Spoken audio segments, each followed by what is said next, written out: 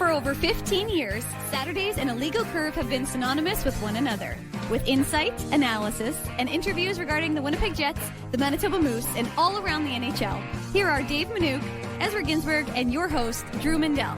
The Illegal Curve Hockey Show, presented by Play Now, the official sports betting partner of the Winnipeg Jets, starts now. Well, I was here on time. Ezra was here on time. But beep, beep, beep.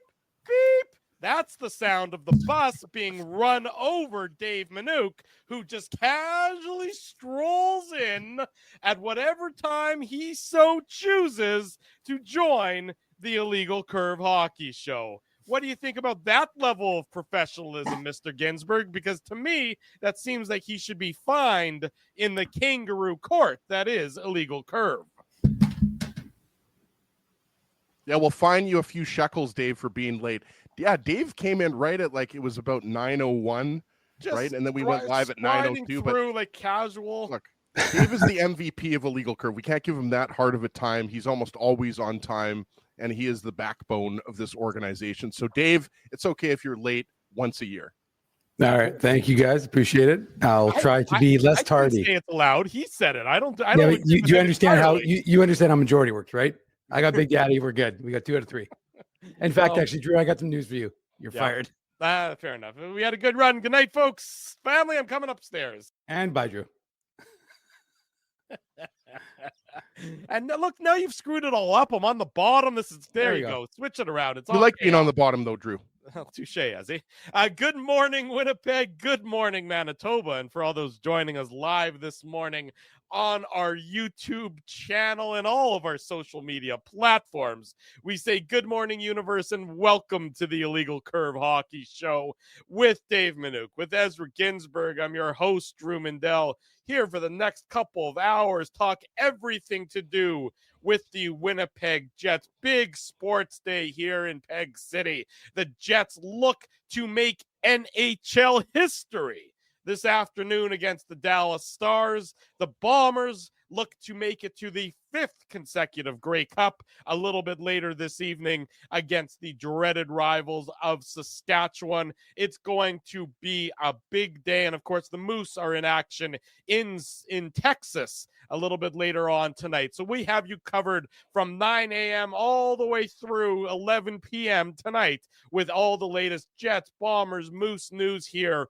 with Illegal Curve. Less so on the Bomber stuff, but we're just fans of the Bombers more than anything. Not so Boys, we might have to bring back the Illegal Procedure website. Remember that? Yeah, it was a dark time, and I think other people have that handled at this point in time. I don't think we don't need. I don't think we need to jump into that lane right now. We'll stay with our lane, which is of course the Winnipeg Jets and the potential for history to be made this afternoon. The Jets trying to become the first ever NHL team to win 14 of their first 15 regular season games to start the season. Let me ask you guys this. It's a big game against the Dallas Stars, a division rival. The division rivalry week continues after they defeated Utah, after they defeated Colorado. Does this record matter? Is this just sort of a funny sort of candy shop thing to discuss? Or do you think that this record really resonates and maybe matters a little bit within the dressing room of the Winnipeg Jets? It's a good question. I mean, I guess 2 ways to approach it, right? Of course, it matters in terms of determining whether you're going to go to the playoffs and obviously how well you're playing. But in terms of what the Jets' ultimate goal is, boys, it obviously doesn't matter. The goal is the Stanley Cup. This Jets team is not built just to get into the playoffs, win the President's Trophy, maybe get to the second round. This team has Stanley Cup aspirations, right? Like Mark Scheifele and Connor Hellebuyck didn't sign their long-term deals just to be a playoff team every year. These guys haven't ever won a Stanley Cup. That's the ultimate goal. And not just for Scheifele and Hellebuyck, right? Whether it's Kyle Connor, Nick Ehlers, Neil Pionk, any veteran on this team, and not to mention the young guys on this team, everybody wants to win the Stanley Cup. So obviously the ultimate goal is that. But I mean, guys, it's showing you that the continuation of their play from the end of last season really hasn't stopped at all, and they've improved. And I think, one of the big things we talked about was the special teams. We know the penalty kill isn't exactly where they want it to be at this moment. It was earlier in the season, but certainly the power play guys, it's like night and day, right? And this makes this Jets team so much more dangerous because now you expect the Jets to score. If they get a couple of power play opportunities in a game, you expect them to score once, right? They're at around 45%. So, I mean, people are really excited in this city and this market, and, you know, for Jets fans everywhere, people are really excited. But you do obviously have to keep in mind that, you know, this is just a precursor to the playoffs. So the Jets aren't going to finish the season 81-1, Dave, but still, you know, you have to like the if you want to call it the process or the way that they're playing, because as far as I'm concerned, they've really only had 2 bad games this year, the Toronto game and the last game. And I'm going to call it a bad game because they were lucky to win that one. Well, you don't have to be lucky when you have Connor Hellebuck, Ezzy, but I understand the point you're making, and it's a good one because while they had a good sorry, Dave Bucky to win that one. Yes, but while they had a good first period, you're right. They were outclassed by Colorado in the second and third, and it's one of those situations. If you're the Jets, honestly, I don't think it matters. I mean, if you ask the players, and we tend to ask them sometimes about this type of thing, I think that maybe they get a kick out of it, but ultimately, as Ed said, I think the prize is, and Doug put it, and I highlighted that comment, but I think folks want to win the Stanley Cup. And now, look, to your point, Drew, the process matters. It's the question that Mike McIntyre asked Scott Arniel yesterday in our media availability with him, because he said, like, you're up 1-0, you change the lines. You know, you're winning. It's not often you see a coach make sort of changes to a winning formula, even though they were being outplayed, and Connor Hellebuck was the reason why they were in that game still. But from that perspective, I think that you want to see this Jets team not be satisfied. And that was kind of the point, I believe, of Mike's questioning, that you want to see that, okay, we got the win. We added the 2 points. It's important. But what did we, and we talked about it with Mason Appleton as well as Mark Scheifele yesterday. Of course, both interviews on YouTube, no big deal. But the truth is that these guys know that, you know, and as I think the critical factor is, there are always going to be different ways that you win a hockey game. Right? You win a hockey game because you have the best goaltender in the world. So he keeps you in it for the last 2 periods. That's fantastic. Other games where Hellebuck's been fine, the team has done it. And we've seen that more often than not through the 13-1 start to this season. But you want to make sure that you're playing, again, you want to have a good game. You don't want to have a lucky game against Dallas. You want to have a solid game against a divisional rival who doesn't play as fast as Colorado does, but it's still going to be a tough test. So that, to me, is the question, Drew. It's like the process, not necessarily the results, even though the results are important, but you want to make sure that your process is consistent. And that's what this Jet team, whether they were playing against, you know, Detroit or Chicago or Minnesota or Colorado, you want that process to be the same. And the one sense as I got from the being around the players yesterday was, you know, they want to bounce it back. They want to bounce back from treat Colorado, like you pointed out, like it was the game against Toronto. Even though they won the game and got the 2 points, they knew they didn't play their best game. So they want to have a game today against Dallas, similar to what they did against Detroit. And that is what you're looking for when they do battle at 2:00 this afternoon. And sorry, just to go back to, you know, Drew's original question, like, you know, what does this really mean? Like, what does the 13-1 start actually mean? Like, that kind of goes back to what Dave and I are both saying. Like, obviously you love the fact that you've banked all of these points and you're way ahead of, you know, your rivals, like 14 points ahead of the Colorado Avalanche. Like, sorry, the Avalanche are not catching the Jets this year. Like, that's just not going to happen. The Jets would have to go. I love when you make proclamations, and well, I mean, nothing tickles my fancy more than when you make proclamations, so that 6 months from now we can throw those proclamations back in your face. No, but we're 14 games into the season, and the Avalanche are already 14 points behind the Jets. Maybe I shouldn't make that bold proclamation, but the point is that it's going to be hard for the Avalanche to catch the Jets, especially if they keep winning anything close to this winning percentage, right? But I think, you know, it goes back to what Dave was saying before. You like the way how resilient they've been, right? Like they've often given up the first goal or the first couple goals, and they've been able to come back. And the thing that stands out to me, guys, is the amount of goals that they're scoring. Dave talked about it a couple nights ago against Utah, right? What do we have? 13 goals and 34 points, something like that from the third line. Like, when you're 14 games into the season, if that even, you know, extrapolates a little bit, if you're able to get, you know, 30 to 35 goals and 90 to 100 points from your third line, like, you're going to be very happy with that. And so far they've got production from the third line. Now the fourth line, it's a different story. And obviously the last couple games, your fourth line is going to play a little bit less when the game's closer, right? So we know Morgan Barron, Alex Iafel, Rasmus Kupari, what do they have? 3 combined goals. That's not a lot, but it's not to say that they've been bad.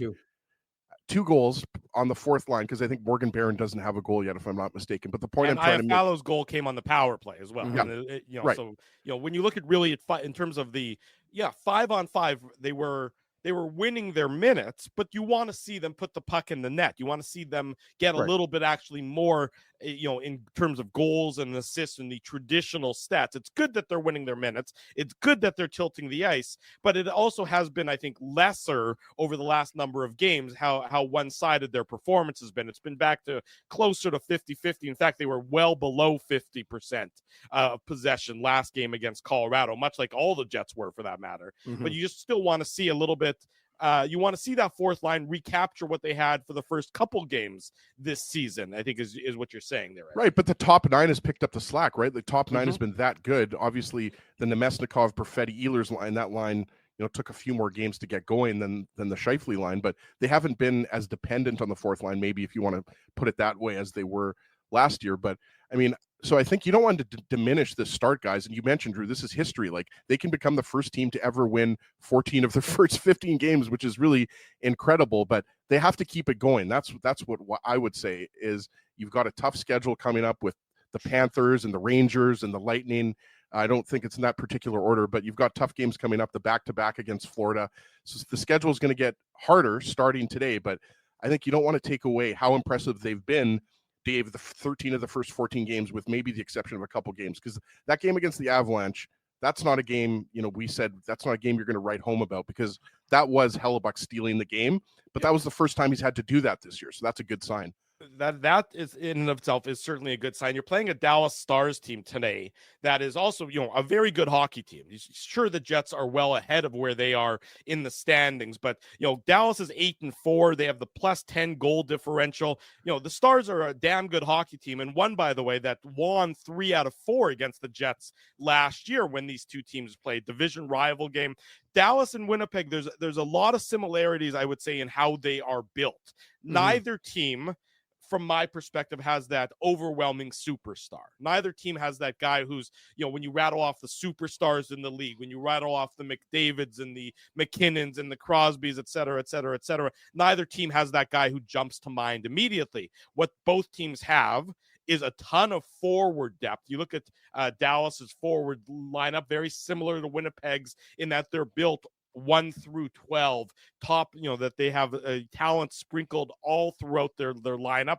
I would say that, and just like we did last year, Dallas's back end is probably a little stronger than Winnipeg's is, but both young players still sort of trying to find their way in the NHL. And of course the goaltending. Dallas with Jake Ottinger, you're seeing a Jake Ottinger that was similar to what he was last year, or 2 years ago for Dallas. Had a bit of a down year last year, but that Hellebuck and Ottinger are right now the 2 leading potential goaltenders, with all due respect to Jeremy Swayman and Thatcher Demko, who of course is still out of the lineup for Vancouver. These 2 guys are the leading goaltenders for the Team USA in the Four Nations Cup. So these are 2 similar teams, almost mirror images, the Spider-Man meme, heading to do battle against each other.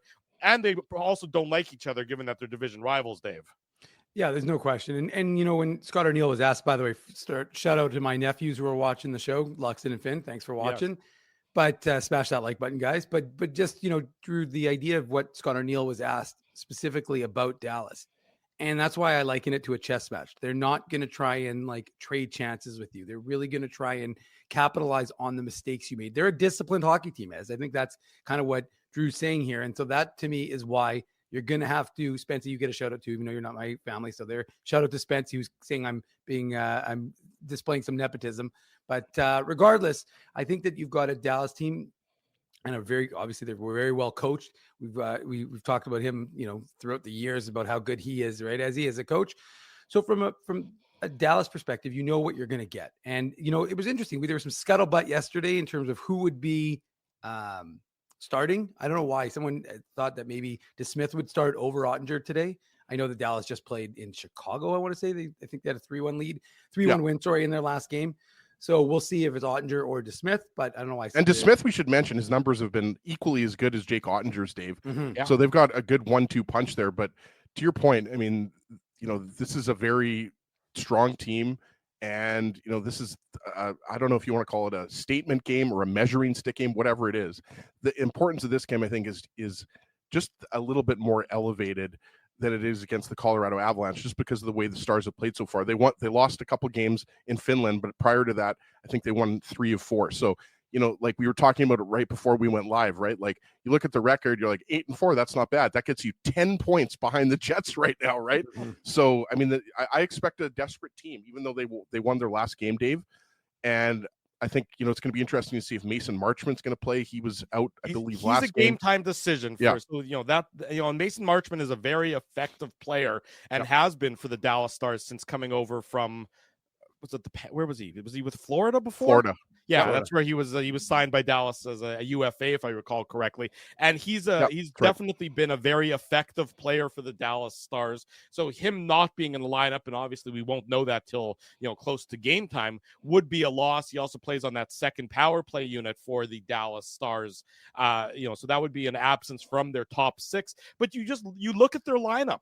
I mean, you look at their forward group, and it is really quite impressive. You got guys like Jason Robertson. You got, and he's certainly as close to a superstar, I think, as you have on the Dallas Stars, coming off, a 40-goal year and things of that nature. He's certainly got the offensive prowess. Matt Duchene has been rejuvenated since he came over after being bought out by the Nashville Predators. He's found a very solid home there in Dallas. And I believe, if I'm not mistaken, he's leading the team. He's over a point a game. He's having a great start to the year. 15 points in his first 12 games. And then even some of those younger guys like Logan Stankoven, he's at a point per game so far this year, 2 goals, 10 assists. Tons of talent on this Dallas Stars team, but built in a similar way to the Jets, as opposed to the Colorado Avalanche on Thursday night, where they're built with that top line of superstars, whereas Dallas can come at you 1 through 9, line after line after line. So it's a really difficult challenge for the Winnipeg Jets so far this year. And if you want to go further down that forward group, they've got 2 guys that are first-round picks on the 4th line. Dave knows the name Maverick Bourque. He was one of the top scorers in the AHL last year with the Texas Stars. I think he was around 77 points. And when you're talking about Sam Steele, he had 131 points for the Regina Pats. Remember back in the day when we used to cover the WHL a little bit more, that's a name that WHL observers will know. So you've got first-round picks on your 4th line. And like you said, Drew, that 3rd line could easily be a top line of any other team in the NHL. And that 3rd line is Jamie Benn, Wyatt Johnston, and Logan Stankoven. Like, I'm not joking. Obviously, you've got a veteran with 2 younger players there. But yeah, that's why Dallas has been to the Western Conference Final 2 of the last years, right? Like, that's why a lot of people picked the Stars to win the Stanley Cup this year. Not me. I picked the Carolina Hurricanes just to get that out there again, and they're doing pretty well, so my pick is looking good. I'm joking, obviously, Drew. Don't get too excited. I didn't say a word. We're 14 or 15 games into the season. By the way, shout out to Jack Roslovic, a.k.a. Mr. Cy Young. 9 goals and 1 assist in 12 games. Who always said that he was a good player. Well, I don't think anybody expected Jack Roslovic to put up that kind of goals or that amount of goals early on in the year for the Carolina Hurricanes. But I will say it's very odd in the sense that he's a facilitator. He's a pass first guy. He's not really a big goal scorer, but I mean, look, you find it just goes to show you though that guys can find a spot, and if they can get comfortable, look at what they can do. And 9 goals for Jack Roslovic is not too shabby. Well, that's to me what stands out, Dave, about that system is that like Jackson Blake, we talk about him a lot. Played for University of North Dakota. I believe he was the captain, maybe even a Hobie Baker finalist, but he's the son of ex-NHLer Jason Blake. He's got 4 or 5 goals for the Hurricanes, right? Yeah. So it's like certain teams, I would throw the Boston Bruins in there. I would throw the Jets in there. To be honest with you, it's if you have a certain system and you're a skilled player and you're put with the right players, you're going to succeed, right? So it's like you see teams like Carolina, more players do that with Carolina, right? That's also how well coached they are in addition to the system they employ, right? But yes, there's no doubt it's going to be a big test against the Dallas Stars. Afternoon game, obviously. And is it not retro night, Dave, tonight? It's 90s. Yeah, it's 90s. Sorry, game. 90s day, I should say. So Yeah. there's going to be a lot of the Jets 1.0 jerseys in the crowd. And the first 5,000 fans through the gates today or the doors today get a retro 90s hat of some teal variety, which, a snapback 90s style hat. Teal's a great color. Winnipeg Sea Bears colors. I will say that it was 80s night in Niagara yesterday. I won't go too much into the prospect stuff, but Kevin He, goal and assist. And I got to give a shout out to the play-by-play voice in Niagara because he said, "Don't you forget about he," as he scored the goal. So nice little shout out to the 1985 song in Niagara yesterday. There you go. Dallas Stars, strength for them on the special teams, not the power play, is the penalty kill. So you're going to see strength versus strength. Of course, the Jets, we all know, have the top power play in the NHL. Dallas's penalty kill coming in at just under 87%, fourth in the NHL. That's good. So, I mean, this is a really intriguing matchup this afternoon.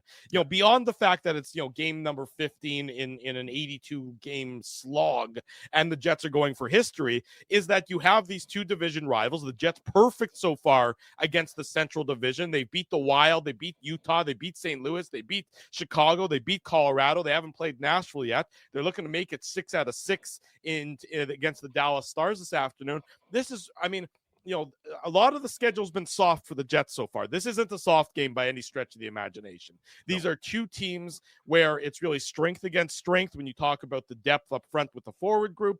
When you talk about the Jets power play versus the Dallas Stars special teams, Dallas isn't scoring a lot. They're scoring, I think, about 18th or so in the league in terms of goals for per game played, if I'm not mistaken. Yeah, 16th, pardon me. But you look at the goals against per game played for the Dallas Stars. Guess what? They're third behind the Winnipeg Jets, who, of course, are atop the league. So you have the Jets offense versus the Dallas defense. You got the Jets power play against the Dallas penalty kill. There's a lot to be intrigued about when it comes to this afternoon's contest between the Jets and the Stars, beyond the historic potential that could be made in this afternoon's game. One of the things I want to ask Mike Heika about, we're going to have Kevin Sawyer on coming up in about 5 minutes or 7 minutes, but then we've got Mike Heika, who works for the Dallas Stars. He's their senior staff writer. One of the things I want to ask him about is Jamie Benn. I don't know if you guys saw this. He went a perfect 16 for 16 in the faceoff circle against the Chicago Blackhawks. Like, he's one of only, I don't know, half a dozen guys or 10 guys that have ever done that. You remember, though, Jamie Benn is a natural left winger. So it's an interesting transition to go for. He's played, quite a bit of center, but he's a natural left winger. So I want to ask Mike Heika about that, but that's something interesting. Veteran guile on display there is what that is. That's just a veteran player going up against, not to take anything away from Jamie Benn, but that's a veteran player going up against a younger Blackhawks team, and but Drew, 16. No, I'm saying it's incredible. It's incredible. Ridiculous. I'm saying it's absolutely incredible. That's it's not like he won like 3 or 4 faceoffs. Right. He won 16. I'm not downplaying 100%? it. Yeah, I'm not downplaying it. It's a very impressive. It's impressive, but it goes to show you just how this, winning faceoffs really does come with experience, and it does come with what you're saying is Connor Bedard was probably on the receiving end of some of those losses. He was probably schooled by a veteran player as to how you win faceoffs. And that's why you see so many younger players, younger centermen, trying to learn from veteran guys about how to take a faceoff draw and how to be successful in the dot when it comes to things of that nature, because it does come with, you talk about the 10,000 hours, Malcolm Gladwell. That's one of the things that comes with 10,000 hours of experience, is learning how to win faceoffs at the NHL level. And that's Jamie Benn just demonstrating that veteran presence and that veteran know-how in that kind of game, going 16 for 16, which absolutely, by the way, Ezzy, I'm not downplaying it. No, I know you're not. Incredibly impressive to be able to get away with that and succeed at that level. Right. And that to me is kind of, one of the strengths, not one of the strengths, probably the main strength of the Dallas Stars is, they're strong in every area, and they've got a mixture of veterans and young players. And that's what's allowed them. Like, everyone knows about Logan Stankoven and Wyatt Johnston, but Maverick Bourque is another guy who's now in the system. He's playing on the fourth line. We talked about it. He was over a point per game player in the AHL, right? So they're deep. The Stars are deep. The Jets are deep, but the Stars might be just as deep, if not deeper, than the Jets. Well, somebody who's deep in their knowledge and their know-how about the NHL and the Winnipeg Jets is Kevin Sawyer, Jets on TSN analyst. He's here early, so let's bring him into the show early. Kevin Sawyer making his debut on the Illegal Curve Hockey Show. Kevin, first and foremost, how did we rope you into this? You've managed to avoid us for all these years. We thought that was the strong move on your parts. We must have caught you at a vulnerable moment. Just when I thought everybody forgot I was in town, I got the call. Hey, it's my privilege. I'm glad to hear from you guys. Thanks for having me. It's our pleasure, Kevin. Thanks for joining us this morning to talk about the Jets, and the Dallas Stars later this afternoon. You and Dan Robertson will have the call, 2:00 puck drop. I started by asking Dave and Ezzy, on the show, potential for history to be made today with the Jets winning, 14 of their first 15 if they come out on the victorious end. The first NHL team to start a year with that kind of success rate. Does that resonate in the dressing room? Like in your time when you were in the league, when you were with teams and they were on the verge of maybe making some a historic accomplishment or really something along those lines, are the players aware of that? And is that sort of resonating and maybe in the back of their mind starting to today's game? 100%. It's funny because it's such a positive. And you want to wrangle the momentum, of course, right? Because this is something special. I mean, obviously, it hasn't been done very often. But it gets to a point where you almost want to push it away, where you use it as momentum, but you don't want to use it as false momentum and have it as a distraction as well. But hey, when you look at yourself and you look at a winning team is a team that looks at process versus result. And right now, the Jets are getting unbelievable results. And I'll say that with this in mind, that there's some games where maybe they're lucky to get out of it. Maybe that last one was one of them where, arguably they were not the better team in the third period. So have they won some games maybe they didn't deserve to win? Yeah, that's what good teams do. But man, this is a special thing, and it's about the process. And to me, that's where I look in the details within. They haven't played perfect hockey for 14 games, but they've played clearly to their systems. And this doesn't just start this year. This is something that's been in the making now for going back to the beginning of 2022. Kevin, just to go back to the Jets Avalanche game, like obviously we want to look forward to the Jets Stars game, but you mentioned everyone could see watching that game that in the second and third periods, Colorado was all over the Jets. Like how hard is that to change the tide of momentum there? Because obviously the Jets had a lot of success against the Avalanche in the regular season last year, but the playoffs was a completely different story after game one. Like what can you do when McKinnon and Makar and Rantanen and all these really talented fast players are coming at you in waves? Like it's almost like the Jets were being beaten by doing the same thing that they like to do against other teams. Like from your vantage point, like what could they have done maybe a little bit differently to kind of slow the Avalanche down? I mean, it's easy for me to say, like when you're talking about some of the best players in the league, but how do you kind of calm it down and get the momentum going back in your favor? Good question. Yeah, you know what? When you're the best team or one of the best teams in the league, you're going to get a ton of attention, of course, pre-scouting, and you're going to look at what other teams may have done or what they're doing to get some success against you. And for me, there's a common thread here where the Jets smother you, and when they lose the puck in the offensive zone, they reload, they get above you quick, they slow things right down in the neutral zone, and they do not give free entries to teams very easily. So that frustrates teams. And over time, like we always talk about being patient, I think it's a tough quality for teams, and not very many teams are patient. So they start to force plays, they start to try to seam you, they start to try to make extra plays because they think that's what it takes to beat a team that's as defensive and as strong as the Jets are defensively. But the truth is it's the opposite of that. And I think that's what we saw in the second half of the game with the Avs is it was simple. Shoot the puck to the net, and then rather than try to carry it there or pass it there, shoot it there, and then make sure you just cause chaos by going to the net. It's nothing earth-shattering, but to me, that's what the Jets are really good at doing. And when you do that, you see the chaos that it caused in front of Connor Hellebuyck. It's the same as what the Jets do. Shoot the puck early, whether it's 5-on-5 or a power play. That collapses the other team to their net, and now that opens up some high ice, and now that starts to get the team to chase. That's what causes teams to separate, and then the seams start to happen. So it's a tough thing. It's a good question because that third period against the Avalanche is more of what you're going to see in the second half of the season because it's simple playoff style of hockey, and that's what the Jets have to look forward to, is getting more of the same from other teams.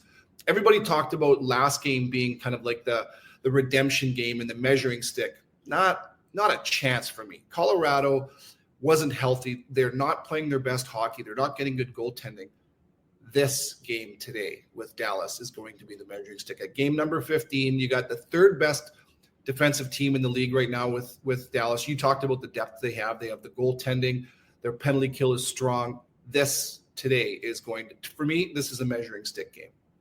Kevin, is one of the biggest benefits we're seeing from this Jets start. It gave Coach Scott Arniel the opportunity to kind of run with some things as opposed to having to make quick changes. You know, Gabe Vilardi, Kyle Connor, Mark Scheifele. Their 5-on-5 play wasn't great to start the season, but he wanted to have that opportunity to stick with them. Rasmus Kupari, there was a question. He obviously scores in the first game, but he had faith in him throughout the course of training camp.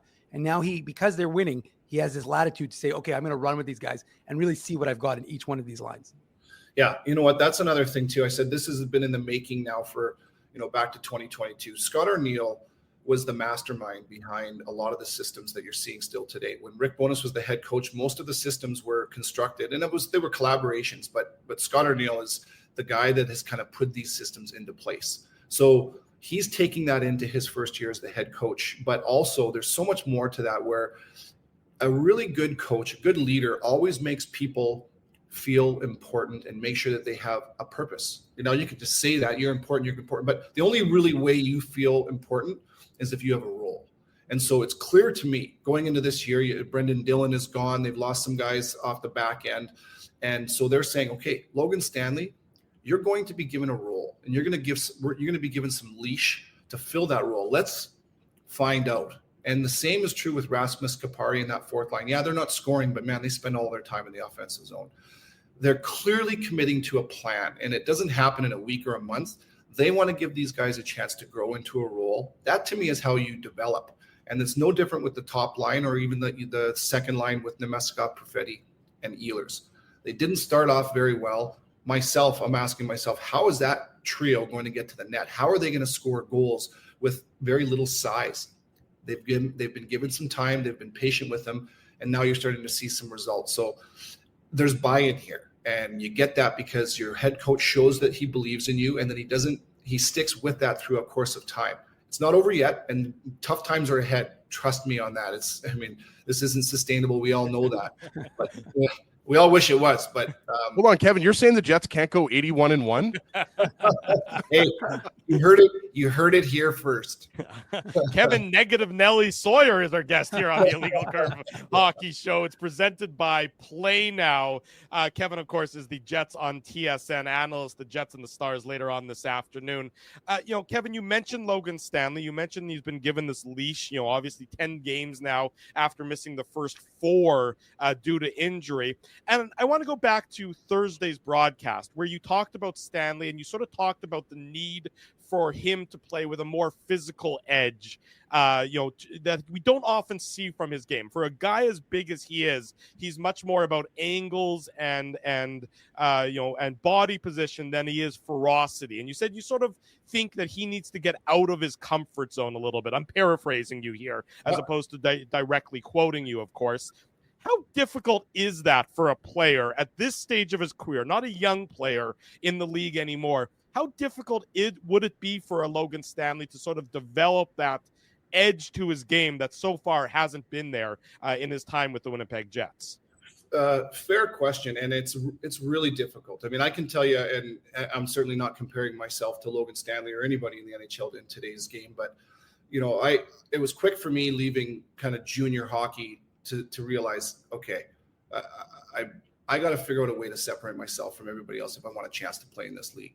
And I'm not by nature an aggressive person, but I learned how to be that way on the ice. It can be taught, it can be learned, and it's just a matter of how desperate you are to carve out a niche. So you take that mentality to Logan Stanley. I stand by those words where you're right. 6'7" can't be taught range and making sure that he can shut plays down and use that size to his advantage to benefit the Jets. Yes, that's a need. And for him to make smart plays and to be trusted on the ice. But my point is he good enough to be better than the next guy? at that if he doesn't bring that nastiness to his game? My answer to that is so far no. The answer is no, he's not. And that's not to be any disrespectful to Logan Stanley at all. I'm saying he's holding a golden ticket because he's 6'7", and the league just doesn't have those types of guys very often. So it's not about fighting, but we saw it the other day where he stepped up on a player against Tampa Bay. You guys might remember who he hit. It evades me right now, but you make a play, you put the other team on notice, and you give them an opportunity to do two things. You got to stand up and answer, or you guys just go away. Both aren't easy. They don't want to do either. And that's how you play the role. That's how you say to your team, you cannot pull me out of the lineup because I'm way too valuable to you, to us, and I'm going to affect the game in a way that nobody else can, because nobody else is 6'7", 230 pounds. It can be learned. It's not easy. And all the while, you still have to develop all the other areas of your game to make sure that you can earn trust. I think that's a must. And I say a golden ticket. I mean that. I think he's holding a golden ticket, not only to be a regular in the NHL or with the Winnipeg Jets, but he can be a guy that can put the league on notice if he can find a way to embrace that mentality, in my opinion. Well, everyone sort of makes the comparison between him and Zdeno Chara because they're both tall. I mean, but he's far more Tyler Myers-esque in how he approaches the game. Not so much offensively. Tyler Myers, of course, had an offensive upside that Logan Stanley doesn't. But I just find it sort of fascinating that two guys that are both, of that height, and that he's more of the Tyler Myers-esque than he would be of the Zdeno Chara-esque. But you see it in those glimpses. That hit in the Tampa Bay game really sort of not changed the tide of the game, because that was a back and forth, wild and woolly contest. But it was something that a week from that, you notice and you remember, and Jets fans who watch that game probably notice and remember. And every player around the league, you do that a couple of times, and every player, trust me, they're going to be looking at the Winnipeg Jets and going, oh God, we're going to play the best team defensively. We're going to play the best goaltender. Oh yeah, right. We got to play that Logan Stanley guy. I look at a guy more like Chris Pronger, who I played with for just a little bit. And I'm not saying he's going to be a Chris Pronger, but I think there's a ton of Chris Pronger's game that Logan Stanley can play, because Chris Pronger was feared and he would punish you. And yeah, he would take penalties, but there's an art to taking penalties at the right time as well. Sometimes you just have to take penalties to make sure that you're riding that edge and you're making other teams pay. It's an art. It's not an easy thing to do. I'm a big Logan Stanley fan. I think that he's a good player. I think he can be a great player with his own identity if he continues to kind of develop. And obviously nobody's happy that Ville Heinola is injured, but it's nice that Logan Stanley has been given that opportunity and he's run with it, right? Because most people had him as the number 7, number 8 defenseman. So I absolutely agree with you. It's great to see Stanley with a regular spot in the lineup. And Kevin, you mentioned some of your former teammates, and I wanted to play the comparison game a little bit here, because obviously you were a great player, but you played with some really, really future Hall of Famers when you're talking about Brett Hull and Paul Kariya. And I think you know where I'm going with this. Kyle Connor, I always chuckle a little bit, when you say on the broadcast that you're running out of superlatives for Connor, because I think we all feel the same way, when we're doing the Saturday show or the post-game shows, because, it's just like what he's doing, 19 points in 14 games. It's like he's elevated his game to another level. Sorry to use a cliche, but how does he compare to Brett Hull and Paul Kariya? Because those were both elite goal scorers. And I just wanted nobody better to ask than you, who was on the ice with those guys. Like, do you see comparisons between those three guys? No, but that's the thing that makes it so good. And I love that you asked me that, because, and you throw great around pretty loosely, by the way. I was just happy to be around watching these guys, and just I carved on my 4 minutes a night and had the best seat in the house. But listen, so Brett Hull, as you guys all know, one of the best goal scorers in the history of the game. And just the way that he can release the puck, and from anywhere, from any angle, it can be in his feet, and then it can be in the top corner. And Paul Kariya, I'll tell you, I played with Paul for a long time, and Paul was a guy that was so creative, and a guy that would be willing to try things that would push himself out of his comfort zone. Now, I'll tell you a quick story. We'd be after practice, and one of the drills that he would do regularly is he'd have the coach throw a pass to him in his feet. So he's a left-handed shot, and he would stand facing the coach, and then it would be in his feet. He'd flip his stick and one-time the thing on his backhand. And I'm not kidding you. It was harder than my strong hand for one time. And like, He would nail it off the boards every time. It was remarkable. Here's the thing with Kyle, and I've talked to Hellebuck, I've talked to Comrie about this and different goalies around the league. What makes him such a different player? Why is he so good at scoring?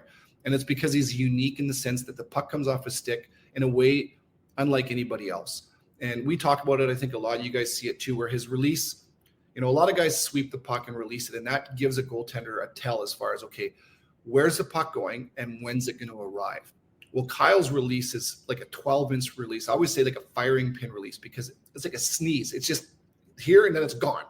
And if you notice too, when he releases the puck, his stick almost scoops upwards, where most sticks follow through towards their target and roll over. Well, Kyle's scoops up, and a lot of goalies will tell you the puck's on me before I even realize it, and I can't tell where it's going off of his stick. So all the skills that he has and the IQ to put himself in the soft ice, it's the release for me that makes him different than Brett Hull, makes him different than Paul Kariya, and makes him different than Alex Ovechkin and all these other players. I've never seen a player that shoots the puck like Kyle Connor. The Winnipeg Jets are, well, you don't need me to tell you how lucky they are to have him. I mean, pure sniper. Kevin, we talked yesterday with Scott Arniel about the Four Nations tournament that's upcoming, and I'm curious from your perspective, how much of a role does that play? Scott mentioned obviously Mark Scheifele and Adam Lowry and Josh Morrissey for Canada, and you've got Hellebuck and Connor for the Americans. But from your perspective, how much of a role does that play in a player? Like Mark Scheifele was asked about it. He said, "My focus is on the Winnipeg Jets," which is what you'd expect him to say. Yep. And then he also added that he wished Hellebuck and Kyle Connor had different passports. But ultimately, from that perspective, how much of that can benefit the team that these guys are on the radar and that maybe they're thinking about trying to play for their country later on in the season? Benefits every team in the NHL. And you're right. The right answer is my focus is today with my team. But the truth is we all know this. When you have something that you want and somebody else threatens to take it from you and you're being evaluated, you're naturally going to bring out the best in you. That's a healthy pressure. And there's no player in this league that wouldn't be honored and wouldn't want in a bad, burning way to represent their country. I mean, the Olympics coming up, of course, the Four Nations. So it's a want. It's something that is rare. And that brings out the best in everybody. I think it brings out the best in coaches. I think it brings out the best in referees. And most certainly players. So yes, it's on Mark Scheifele's mind. It's on everybody's mind. There's players that are on the bubble, and I think Mark Scheifele is one of those guys. I mean, hey, if he has a run here and he continues, in my opinion, to play the game the way that we've seen him play it in the last couple of years, away from the puck, and continues to produce offense the way he has, he's got to be considered. I would say 2 years ago, I wouldn't think he'd be considered. And that's a compliment to Mark because of how much he's developed, how much he's embraced the Rick Bowness, Scott Arniel kind of mentality about how you really win hockey games. And so it brings out the best. I think we're seeing that. And we're right now seeing the best hockey that Mark Scheifele has ever played in his career because of the with and without the puck decisions he makes.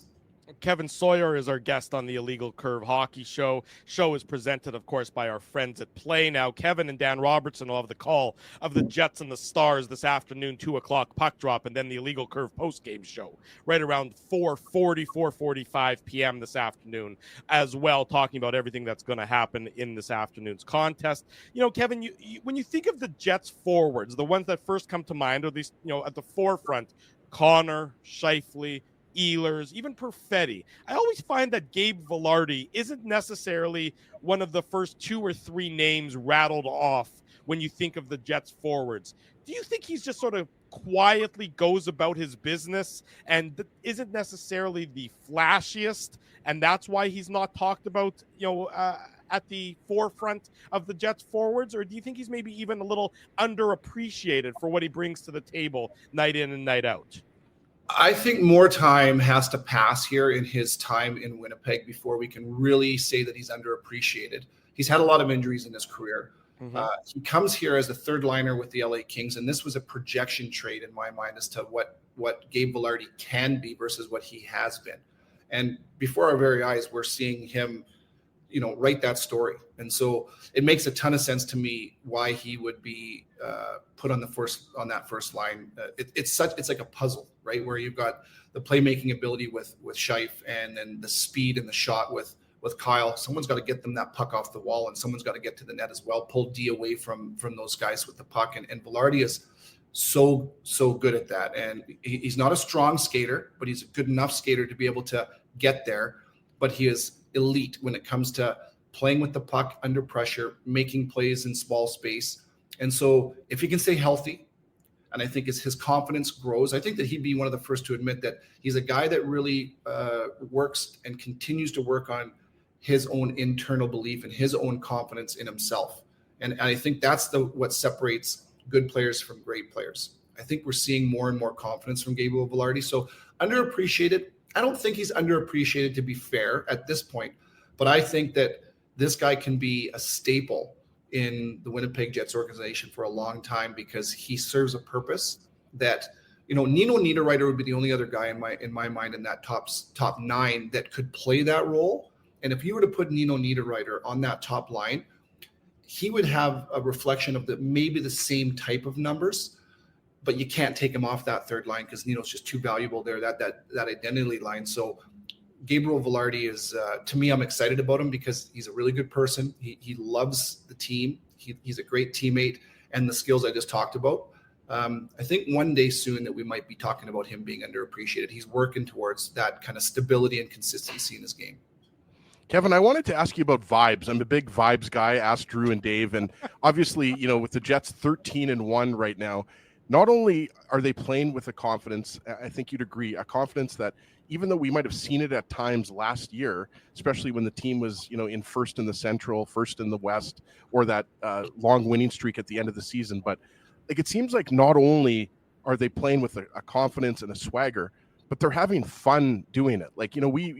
We've been covering this team since they came back. Obviously, we're not, as close to the team as you are. And that's why I wanted to ask you about it. But it seems like, this group, there's something, and it's easy to say that when the team is 13-1, but this is just my own, as the Jets outsider, as I always call myself, even though we cover the team, what is it that you're seeing about this year's team? Because it seems like these guys they know they can win every game, and they're having fun doing it. You know what? I want to talk about this topic maybe more than any other topic. I just can't on the air because there's just not enough time. Sure. But we have unlimited time here. Yeah, Kevin, we can give you extra time. If you want an hour, we'll give you an hour. I'm going to put my feet up here. We're going to dig into this. You go back to, let's just go back 4 years, and you look at the team. I don't believe the team is as talented today as it was 4 years ago, 5 years ago. But talent doesn't win you championships. Talent, you need talent. We've got a ton of it. But you go back and in the culture and in the vibe, in the room, and the way that the team presented themselves day to day. And I'm going to say this first. I'm not bleeding. I'm not sweating. I'm not in that room. I'm not a part of that team, but I'm around it a lot. And so this is a peripheral view of my opinion. It wasn't strong. And something needed to change. There's no doubt about that, because you can be the most talented team in the world, but if you aren't brothers and you don't have one mind believing in one thing, something that's bigger than yourself, you're never going to win. And so I think that there was some of that going on. Rick Bowness comes in, Kevin Cheveldayoff, you all know the culture change. And that is why this team does have a chance to prove people wrong and to go deep into the playoffs. I go into that room now versus 4 years ago, and it's like a beer league locker room. Guys are in their stalls. They're not quiet, separated, rushing out of the room. They want to be around each other. They're laughing with each other. They're more open to media. They're less guarded. And for me, it's leadership, a core shift. Adam Lowry being the captain. And Rick Bowness came in and said, hey, you're not doing this your way. You're important. You're not as important as me. And none of us are more important than us. And that is what is happening. And that's the vibe that I feel. 13-1, yeah. Everybody in that room knows, hey, this is great. Trust me, we want to put ourselves in the best position for playoff spot, home ice advantage. But they all understand now, hey, what we really need to do is win the playoffs. So this is part of the process. And that is the thing that people around Winnipeg need to know and should be more excited about than anything, is these guys are brothers. They love each other. They like each other. And they even disagree with each other in a healthy way, where I hear on the bench at ice level, guys, I can hear them in the third period the other day against the Avs. They were not happy with each other, calling each other out in a healthy way, and that's a good thing.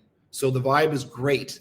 Yes, because they have 13 wins, but more because these guys are learning to be brothers. They're learning to be a family, and that it has not always been like that. It is now. Well, Kevin, I'm going to stick with the brothers and the vibe theme because I'm curious about your relationship with Dan Robertson. We had Dan on last week. Dan's a great guy, but just in terms of, you had to transition from Dennis to Dan, and how has your relationship with him changed over the years and working, whether you're beside each other in the press box or if you're down at ice level? Yeah. Thanks for asking that too. Dan is, you know what? He lives upstairs.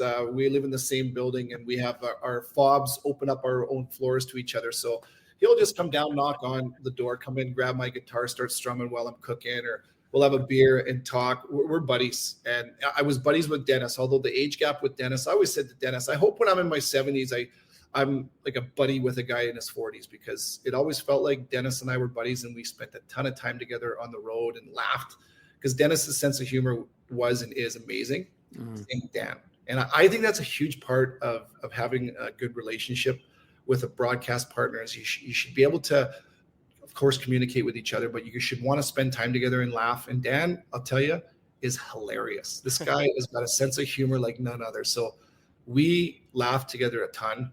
We talk hockey together a lot. And we like spending time together. So just yesterday he called me. He goes, I'm at the grocery store. He says, bring me some cream for coffee. So he'll probably show up for coffee soon. I love that. Last question for you, Kevin. This afternoon, the Dallas Stars, I can't help but look at the similarities to how these two teams are built, and that they're built in a similar manner. Maybe they don't have that, top of the mind superstar that, the Crosbys, the McDavids, the Dreisaitl's, the McKinnons, but they have a ton of forward depth. They have great goaltending. They have solid defense. To me, they're just almost mirror images of each other. From the Jets' perspective, you're trying to flush the bad game, good result from Thursday night. How do you think the Jets have to sort of approach today's game against the Dallas Stars? Yeah, maybe the best thing that could have happened was the Jets won that game 1-0, knowing that they played poorly in the second half. So that's going to get their attention. And I happen to know that the meeting after the game, what's today, Saturday, on Thursday, was not a kind one. I know that again, Scott Arniel is looking at the process, not the result. And so a good thing that they won the game knowing that they weren't at their best, because they are going to need to be at their best here. I'm assuming that Dallas is going to come in as a highly motivated group, knowing that, okay, they think they're the best team in the league. No. We're the best team in the league. And this is going to be a grudge match here. And I think the biggest challenge posed here for the Jets is the fact that the Jets, we talk about it all the time with that patient game where they don't force plays they used to, and they lose a game in a shift or two, where now they're just not willing to do that. If the play isn't there, chip it, win it, cycle it, get above them, and just grind and force the other team to make mistakes. Dallas might be the best team in the league at that, or at least top 3 with Winnipeg. So that's, to me, why this is a measuring stick game, because you got the ability to score goals. Both teams do. More importantly, both teams are among the best at suppressing shots and not giving up freebies. So you got to be patient and you have to earn it. And I think I'm excited for this game more than any other game through 15 to this point. Kevin, you made a very significant mistake this morning. You were so good on the show. We're going to have you back. So you expect to be annoyed by us moving forward. Kevin Sawyer, Jets on Kevin, I was going to see if maybe you could play a couple of guitar riffs for us. I didn't realize you were such a guitar player. In the future, hey, maybe we'll have a guitar segment. Now you're stuck with me. It's good. We'll be stuck with each other. Jets on TSN analyst Kevin Sawyer, the Jets and the Stars, 2:00 this afternoon. Thank you, Kevin. Have a great rest of the Saturday. We'll see you on the broadcast later on today. Thanks for having me, man. That's fun. Right on. Take care. Okay. There he goes. Kevin Sawyer joining us this morning on the Illegal Curve Hockey Show. Mike Heika covers the Dallas Stars, been a longtime reporter for the Dallas Stars, is set to join us coming up in about 5 minutes time. Before we go to break, though, we want to share with you this exciting information. The Illegal Curve merchandise store is now open. It's only open for the next week or so. So if you've been clamoring to get some of that great Illegal Curve merchandise, you can now go ahead and do so. Illegal Curve t-shirts, hoodies, zip-ups, long sleeves, something for the kids as well, and something for to keep your head warm as well. We have it all on the Illegal Curve merchandise store. It's only open until November 17th so that you can get your orders in and get your gear delivered before the Christmas rush. So for the Illegal Curve fan in your life, or maybe yourself, get your latest Illegal Curve merchandise. It's available now in the Illegal Curve merchandise store. The ticker is showing you at the bottom. It's also available through our website, illegalcurve.com. So get your hands on some brand new Illegal Curve merchandise. You will look like the coolest kid in school or on the playground or in the workspace or at the bar, wherever you may be. Oh, looked like my mom is texting me. She says she wants some new gear as well. So get your Illegal Curve merchandise immediately. Follow the link at the bottom. Follow the link on the website, and you can get yourself some IC gear.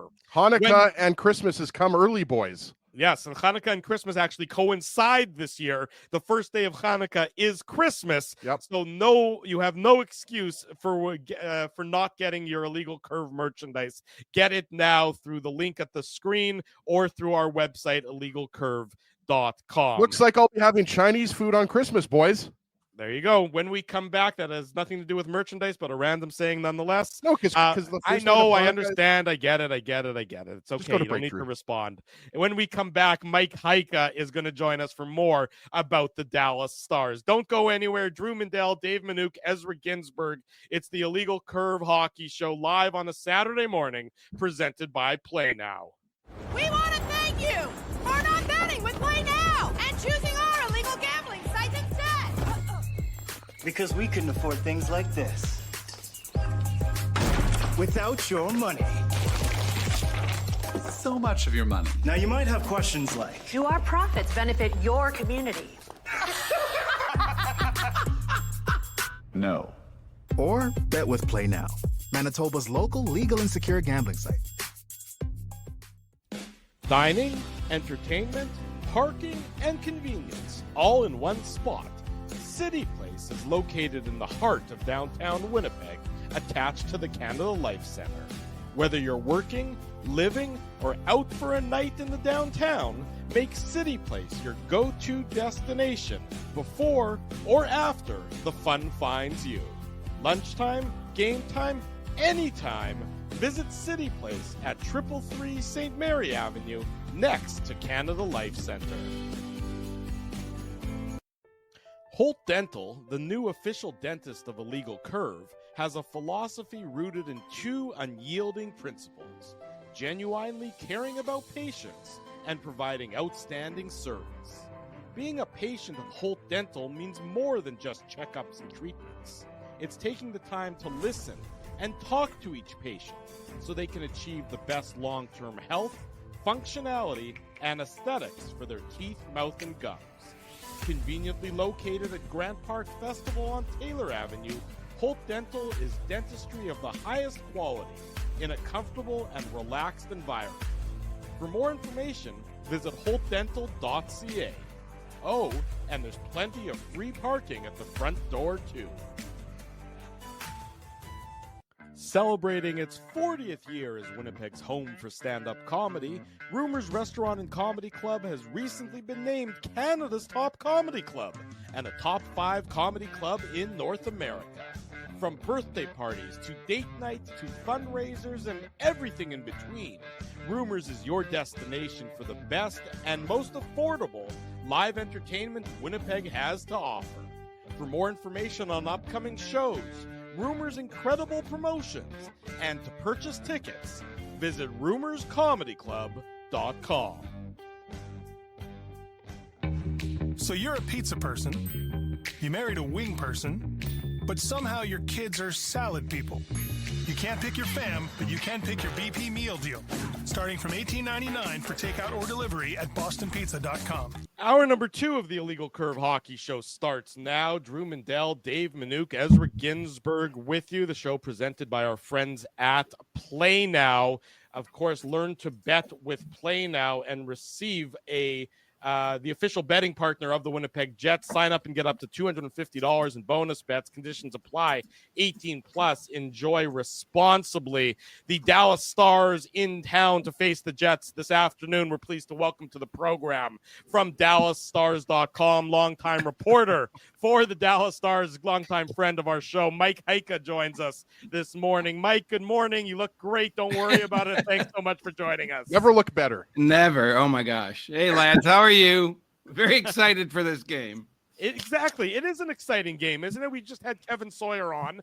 Kevin, of course, is going to be on the broadcast, the Jets on TSN broadcast. And he was saying, of the first 15 games, this is the game where it's the most sort of significant measuring stick from the Winnipeg Jets perspective. I'd imagine it's very similar for the Dallas Stars. The Stars are off to a very respectable start this year, 8-4.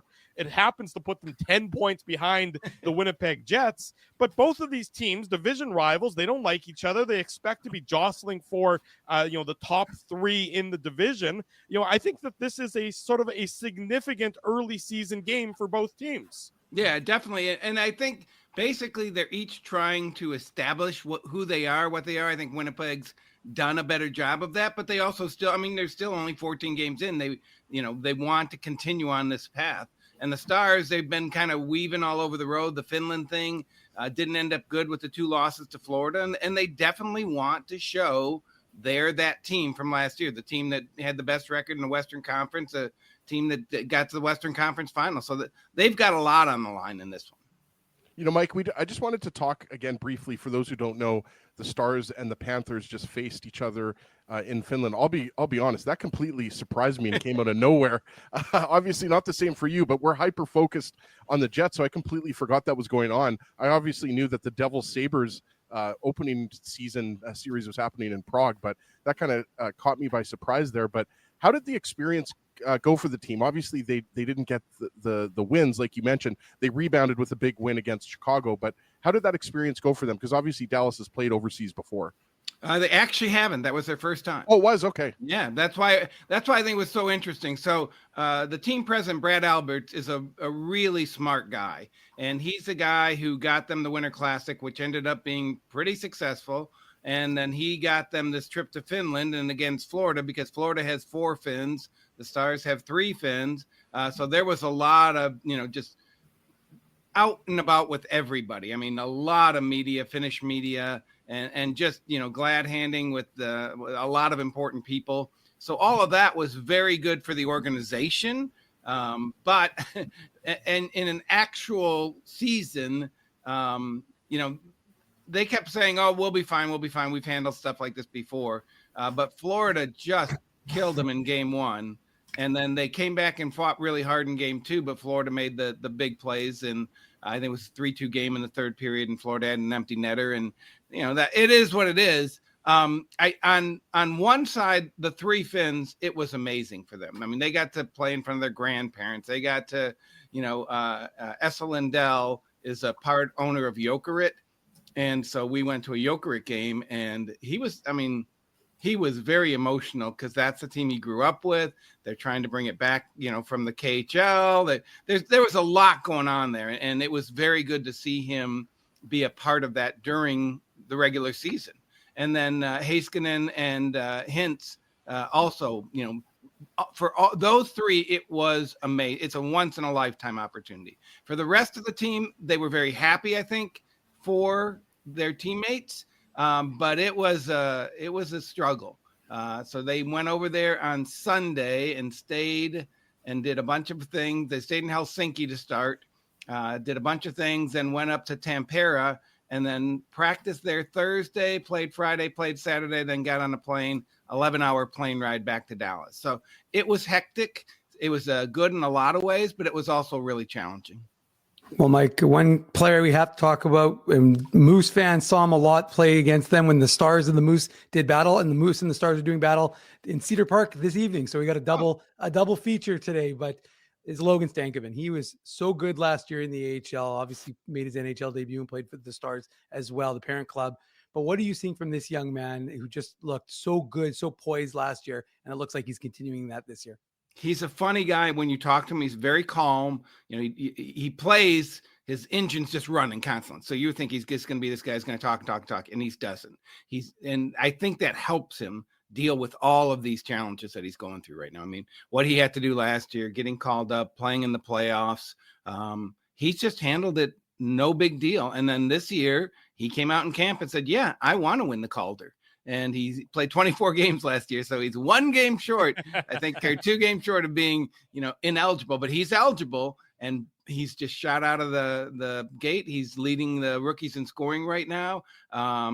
It's an interesting element, because since they lost Pavelski, they're really trying to make that top line what it was. And so now they thought, okay, well, maybe it'll be Wyatt Johnston. Well, they like Wyatt Johnston at center. Maybe it'll Stankoven. Well, he was good, but then that line was okay. And so now they moved Stankoven back to Jamie Benn and Wyatt Johnston, and they moved Dadonov up to that top line. So it's ironic is that Logan Stankoven is actually kind of a fixer. Like, that as young as he is, Pete DeBoer uses him when he wants a line to get going. And so this has been really interesting. He's a fantastic player. And 2, he's a really good guy. He gets it. It's interesting. So he's from Kamloops. So he lived with his parents his whole junior career. So last year should have been kind of a big transition to, 1, move out of his house, live in an apartment on his own, and then live in Texas of all places.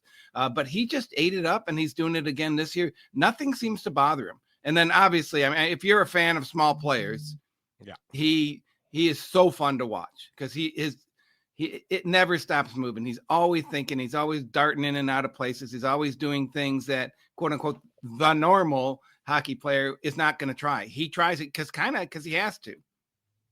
Mike, I'm struck, and I continue to be struck by how similar these two teams, the Jets and the Stars, are in terms of how they're built. They don't maybe necessarily have that top line super duper star, but they have a ton of forward depth. They have good defense, and they have the goaltending. I want to start with the goaltending for Dallas. Jake Oettinger last year, wasn't his best year, but he seems like he sort of recaptured his form. 6-2 so far this year, the .922 save percentage, the 2.26 goals against average. Both the Jets and the Stars, they don't give up a lot of goals traditionally. The Jets top of the league, Dallas third in the league. Just how important is it for the Stars that Oettinger sort of has recaptured what he had a couple of years ago, and why do you think he's sort of back to where he once was? So as it's told to us, he really did have an injury last year that he had to battle through that hurt his summer training, and then I think he actually had surgery, and then he just never got in a groove. And then we've seen in the playoffs, he's had great games and then a 4 or 5 goal against game. And you're just like, and Hellebuck, I think, has done the same thing. It's hard to be a goalie in the playoffs, but it's like hard to explain what's going through his head on those. And then even in the Finland game, he gave up 6, I believe, on Friday, and then came back against Chicago and gave up 1. So that's goaltending. I mean, it's hard to do. I will say that he very much wants to be on the USA team for 4 Nations, and he sees this today, I think, as a real challenge against Hellebuck.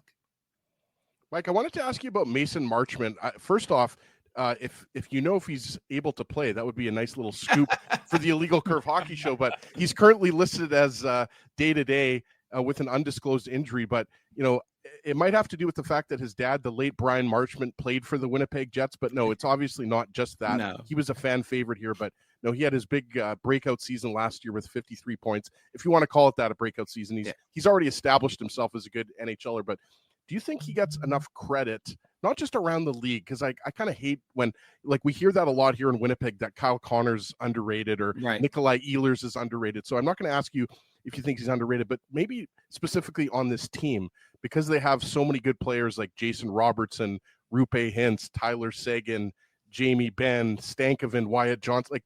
There's a reason why a lot of people picked Dallas to win the Stanley Cup at the beginning of the season. But do you think he's appreciated enough maybe outside of some of the more established names on the Dallas Stars? Because I look at him, and if he's in the lineup, that's something the Jets definitely have to game plan for. Yeah, he is. I don't want to say a unicorn, but he is that element on this team, that physical element among the forwards that Jamie Benn still does it, but not a whole lot of other forwards do. And then the other thing is, and I call him just a high event player. Yeah, he's so unpredictable. He'll have a great play on the shift, and then 10 seconds later, he'll take a penalty. He's kind of unpredictable. And so when he's on the ice, that does make his line a little harder to defend, I think. And then that line has been the best line on the team this year. Duchesne's off to a great start. Sagan's been hurt, but when he plays, he's been really good. And I don't know on Marchment if he's playing today. He's been practicing. He's been skating. Because it's an afternoon game, we won't get to see him at the morning skate. I kind of lean towards he probably will play. The injury gotten in Finland was in the second game. But he's had a week to recover from that. I think he should be okay. Mike, I have to ask you about Jim Nill, because I feel like he doesn't get enough credit for what he's able to do. And we always talk about Winnipeg as a draft and develop team, and the players come up through the system. But you look, I mean, I asked you about Logan Stankoven, Maverick Bourque, Rupe Hintz, Jason Robertson, Miro Heiskanen, Thomas Harley, Esa Lindell, Wyatt Johnston, all drafted by Dallas up through the system. I mean, how much pride does this organization take in doing that? Because to my mind, I actually think they're one of the best in the NHL at drafting players, developing players, and getting them into the big club. Yeah, it is what he is. So he will tell us that he's just an old scout. And I mean, as he worked his way up through Ottawa and Detroit, he was a player personnel guy. I mean, he was officially the assistant GM in Detroit, but he was the guy running the scouting department. And he brought Joe McDonnell with him from Detroit, and he's been just a great find because he's really good in Ontario. And so then when you get a guy like Wyatt Johnston after COVID, when Wyatt Johnston hadn't played at all, that's because Joe McDonnell was scouting him 2 years earlier. And, so little things like that. And then Stankoven, that's kind of funny because he played for Kamloops. Well, Tom Ghilardi owns Kamloops. And so if anybody knew anything about Stankoven, you're like, well, kind of the Stars might know what's going on out there. So some of this has been a little bit of luck, but what Jim does is he concentrates on the basics. And it's kind of what he did his whole career. So he knows how to do it. And then they've done a really good job. Neil Graham down in Texas has done a great job of taking these players and turning them into good players. I think Thomas Harley's the best example. So he got kind of swept in the COVID thing. He was in the bubble in Edmonton when the Stars went to the finals, and then went back, then, came back up, and he just wasn't doing anything. And 2 years ago, Jim and everybody said, no, he's going to go to the minors. And he played in the minors for 60 games. It wasn't this come up, come back. And he had already played like 35, 40 NHL games. And they just said, fix your game, get better. And Neil Graham and the coaching staff down there really helped him. And he came back last year, and I can't remember what his numbers were. It was 15 goals, right? And 40 or 50. I mean, he was in the top 20, I think, in defense. 15 and 32. Yeah. So he was in the top, 20. To do that in his quote, basically his rookie year, it was really impressive. Mike Heika is our guest on the Illegal Curve Hockey Show presented by Play Now. Mike covers the Dallas Stars for DallasStars.com, longtime reporter for the Stars. Mike, Matt Duchene, where does he fall in the bad decisions made by a team, good fortune made by another team rankings? I mean, it seems like this is just, he's found a seamless fit with the Dallas Stars and really cost nothing on the grand scheme of things to acquire and then to re-sign for $3 million, given the numbers he's been putting up. Yeah, everything I've heard in Nashville is that he was a really good guy. He loved it. I know he loves Nashville, and does not say a negative thing about him, even with the buyout. But I think it's interesting. So we had Val Nichushkin, and same thing. Is that a bad? They bought him out. They had to pay money to send Val Nichushkin away. If you want to think about a bad, decision, but I don't think Val Nichushkin would have been Val Nichushkin had he not been bought out and sent to another team. It lit a fire under him. We got his priorities in line to an extent at least. Yeah, right. But it's the same thing with Duchesne. Now, Duchesne came off a really good year and then had an okay year in Nashville. So he clearly, he's only 33, so he still has the ability to do these things. But getting the opportunity to come to this team focused him. And it was interesting during the playoffs last year because he's played 14 years or 1,000 games, whatever it was. And he looks up at me and goes, "Yeah, this is the first time I'm in the conference finals." And I'm like, "What? You played for Colorado? You've been on a lot of good teams." He goes, "No." And then you look at his playoff history, and it was not good. And so the fact that they have an opportunity to be there to play those games, he's really pumped about it. And then the other thing is he's really mature. Like his brain never stops working. And so that can be a bad thing. You can try to do too much. You can feel like, oh, I got to earn my money. I got to, so the fact that one, he doesn't have that money thing on his shoulders. And two, he's a second line center and he can just relax. And, if he goes 5 games and doesn't have a goal or point or whatever, it's okay. He'll be fine. Team's still winning. And he's really done a good job of being calm about everything and mature, I guess is the word I'm using. And he's been great. I hope he plays a great game today because the games that we've been able to watch, he's one of those guys you go, "Oh, that's Matt Duchesne." I haven't seen him for a while. So it would be a great thing to have it and do that on a nice stage like this. Mike, I wanted to ask you about the Dallas Stars fourth line, and it's not just because the name of my fantasy playoff team last year was Stop the Steal because I took Sam Steele. It's not just for that reason, but it's because you look at Sam Steele, you look at Maverick Bourque, you look at Colin Blackwell. Like Sam Steele is a guy, Dave and Drew know this, of course, but this is a guy who put up 130 points with Regina in the WHL. Maverick Bourque, Dave follows the AHL more than any of us. And, he was a player that was so dangerous last year for the Texas Stars, over a point per game player. Colin Blackwell is no slouch. That's a good fourth line. I think the Jets have a pretty good fourth line with Rasmus Kupari and Morgan Barron and Alex Iafallo, but that might be the most talented fourth line in the league. But what have you seen from them early on this season? Yeah, we were talking about this about 2 or 3 weeks ago. As much as you want to give Jim Nill credit for amateur scouting, they've really done a good job pro scouting too. So when you look at a guy like Sam Steele, who you look at Minnesota's lineup and you look at their budget problems and you're like, how do they just let him walk at 25 or 26 or whatever he was when they let him walk? You're like, this is ridiculous. And he fits really well in that team and he makes whatever, $850,000 million bucks. And then Colin Blackwell has come in and the same thing. I mean, maybe he wasn't the right fit. He's not a huge player or anything like that, but he's smart. He plays well. He knows his role. He fits on that line. And then, Dodonov has been another one. That's a Pete guy who's played down there. And he's been really good too. So those are 3, pickups from the pro scouts. And Maverick, I'm really interested to see what they do with Maverick because in a perfect world, I think him and Logan play beside each other. And then maybe you move Wyatt Johnston up to the top line because they're still working on the lines right now. But yeah, I'm a big fan of Maverick Bourque. And I will say this, he is not assimilated as easily as Logan did. It looks like it's a little bit harder for him to play the NHL game. So that, he's still very young and very new to this. So that'll be an interesting thing to watch him go. But yeah, if he's on the fourth line, that's a really good, player to have on there. Mike, we use the word measuring stick game and that sort of thing. Are the players in Dallas, are they looking at this as a measuring stick game? Are they looking at the Winnipeg Jets as a team they want to knock off so they can kind of claim that spot as the best team in the Central? Yes.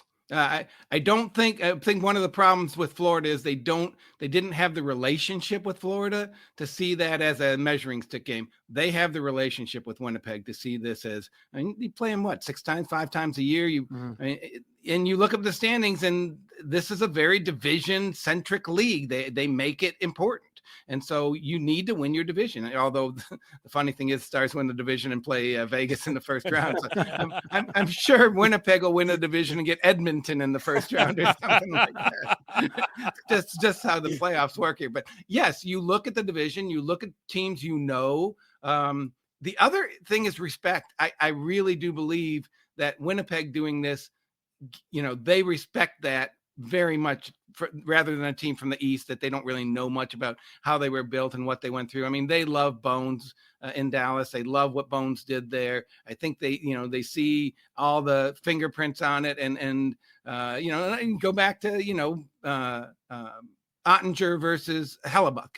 And some of the other battles we've had in these games. Jason Robertson has played well against this team, and he's not putting the puck in the net right now. So does that stir any memories for him? There's storylines there that you don't get when you're playing a Florida. And so, yeah, I do think they very much see this as a measuring stick game.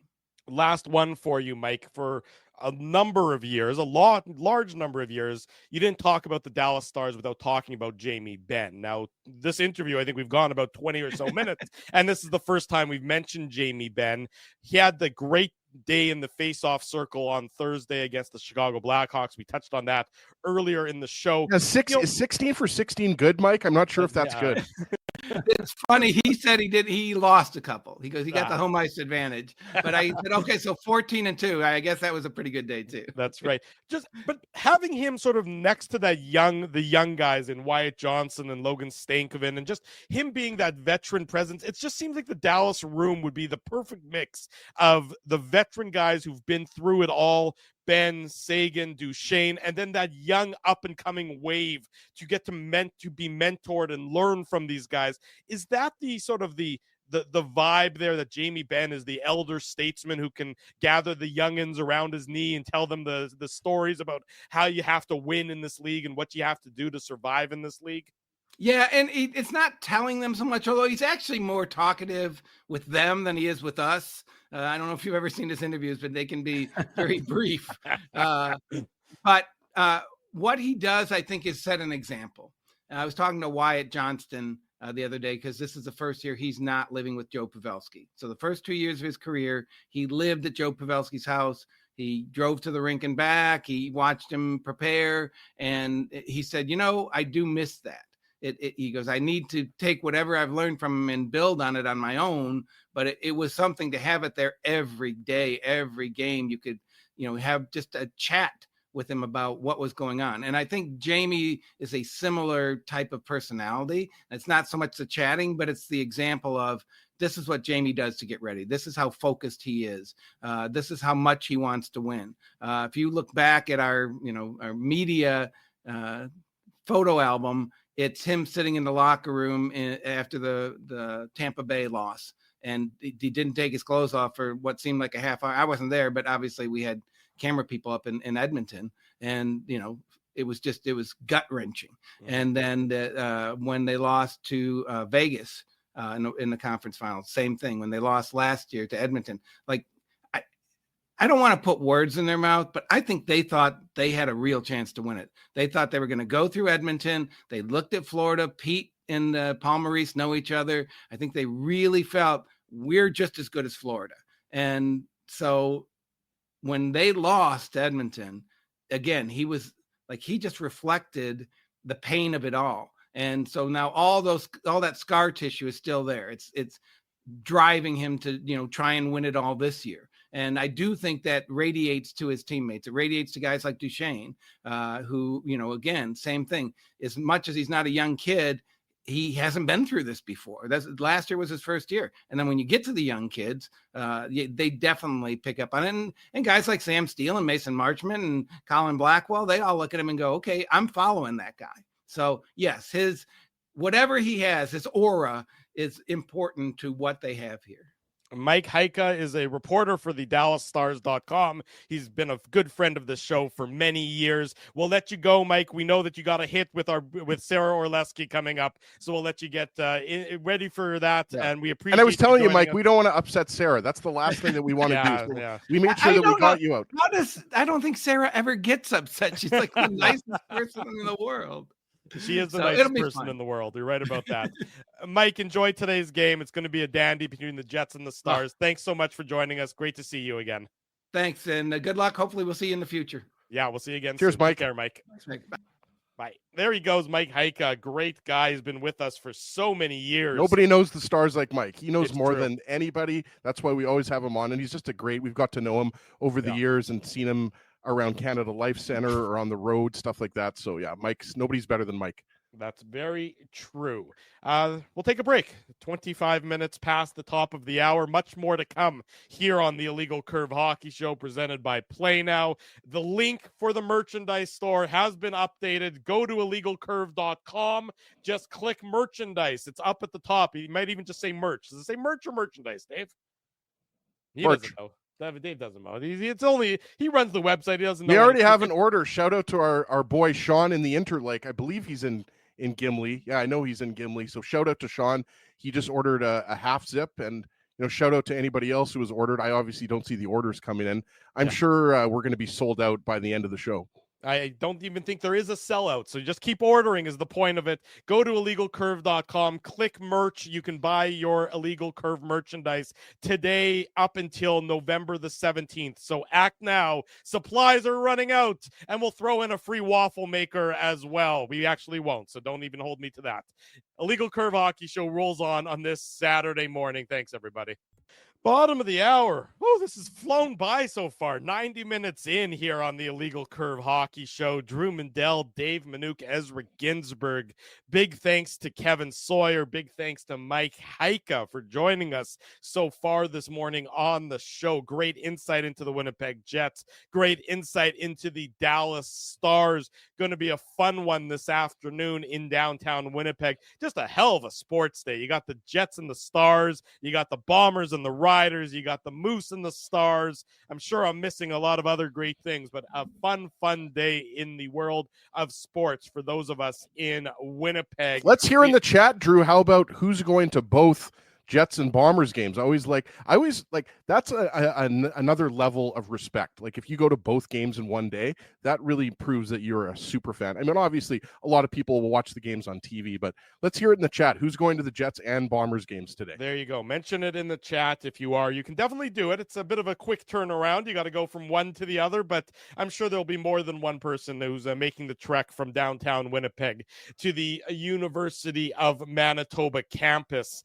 This is an exciting game. I do think so. I mean, there's, you talk about through 82 games, there's games that are really, it becomes a bit of a slog. I don't think this is going to be one of those games. Not to say that it's going to be a one-sided contest one way or the other. We have, of course, no idea what the result is. But these are two teams who definitely are looking at each other as a benchmark. I never bought the revenge storyline on Thursday against the Colorado Avalanche because that wasn't Colorado Avalanche. That was a shed or a shred of their usual self, given how banged up they were. You look at Dallas. A shed or a shred? A shred. The shred. Sorry, I forgot the R there initially. I was thinking about the shed in my backyard, and as opposed to shredded cheese, which is what I normally think about. But the Jets and the Stars, again, you look at these two teams. I just think that this is going to be a really good battle, especially when you put the historical context is there as well. In that, if the Jets are able to overcome the Dallas Stars, defeat their division rivals, sixth straight win against the division rival team, they will become that historic team with 14 wins in 15 games, Ezzy. The thing with the Dallas Stars is this is the first time the Jets have met a team that's as equally as deep as them. I think you would agree with that. All due respect to the Toronto Maple Leafs, the Dallas Stars are a more complete team than the Toronto Maple Leafs. Look, I think the Leafs, they're easily going to finish, top 2, top 3 in their division and make the playoffs. But this Dallas Stars team, what they offer, and Drew mentioned this, this is the one advantage they have is their defense, right? And they went out and they acquired Matt Dumba. And I guess if you want to look at that as a replacement for Ryan Suter, you can. I mean, Matt Dumba's playing on the top pair with Miro Heiskanen. We know the other names, Esa Lindell. Thomas Harley is a guy who quietly, what did he have? 45, 46 points last year. Like he quietly had a breakout season for the Stars. And that's, I think, a testament to how good Miro Heiskanen is. He's easily a top 10 defenseman in the league. I would even listen to a top 5 argument, but maybe that's another segment for another time. But they're just so deep and they can hurt you in a variety of different ways, similar to the Jets.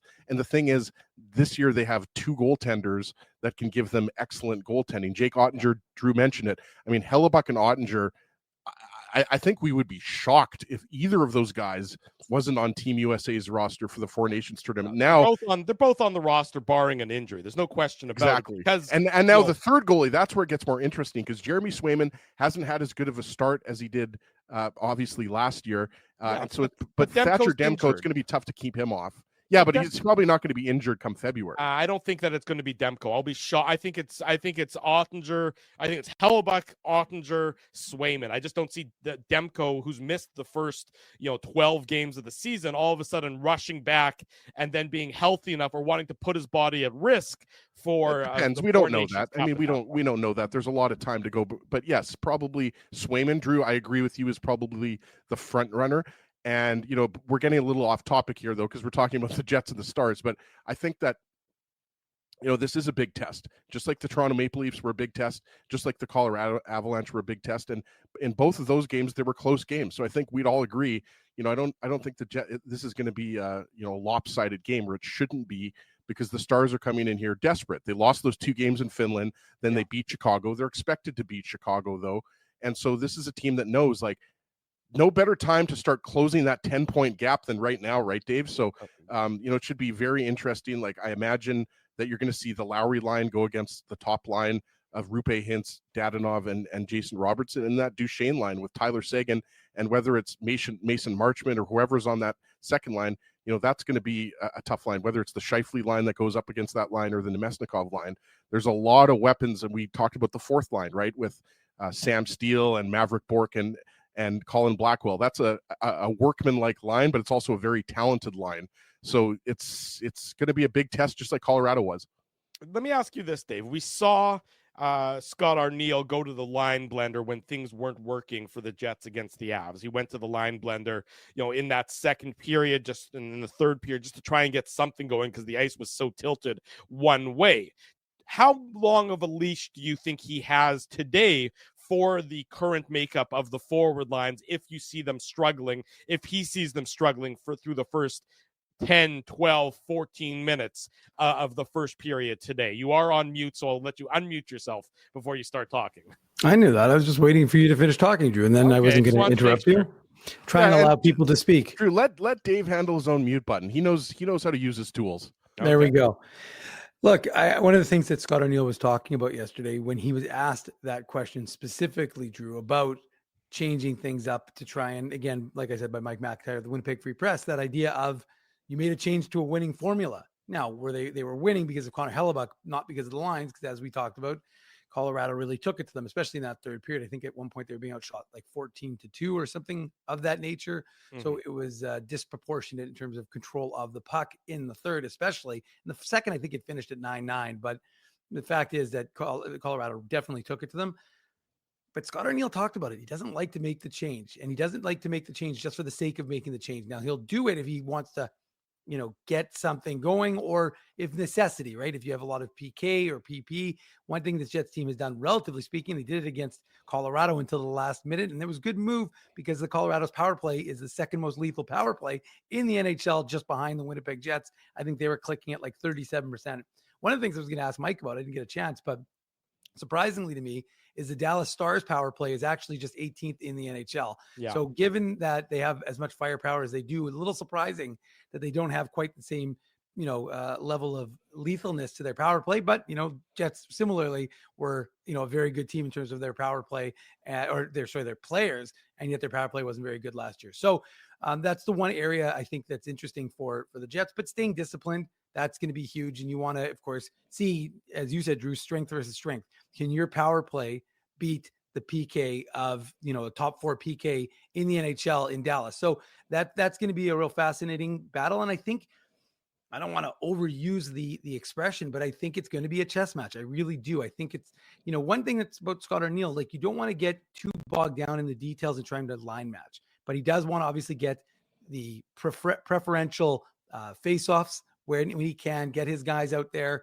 And we've seen him do that. So I don't expect him to go, even if it's not working. I mean, again, if you're getting blown out, fine. But I don't think if you're getting blown out, it doesn't matter. Right. But what I'm saying is, in terms of making changes, at that point, it doesn't really make a difference. But ultimately, I don't think that he's going to be quick to do it, unless he just sees, again, for the second game in a row, it's a continuation of not having success. But one thing with this Jets club, and like I said, we talked to Mark Scheifele and Mason Appleton yesterday about it. They recognize when even if they win, they didn't win the game in the manner in which they've become used to winning hockey games. That was reliance on Connor Hellebuyck. And again, you don't apologize for having the best goaltender in the entire league for what he does and what he's able to do in terms of keeping you guys in games and, helping you bank 2 points. But from that perspective, I just think that this team, I expect them to be much more Detroit-like in their response game to Dallas, the game they're going to have to get up for, than I would what we saw from Toronto and a continuation of that in today's game.